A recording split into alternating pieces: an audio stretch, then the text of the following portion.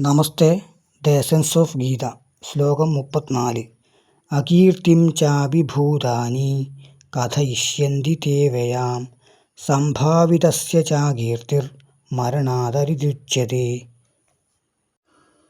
People will always speak bad about you for a man of repute.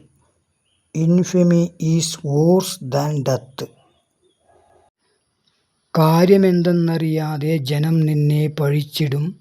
മാന്യനാം പുമാൻ അപകീർത്തി മരണത്തേക്കാൾ ഭയാനകം. അകീർത്തിം ചാഭിഭൂതാനി കഥയിഷ്യന്തി തേ വ്യയാം സംഭാവിതസ്യ ചാകീർത്തി മരണാദിരച്യതേ.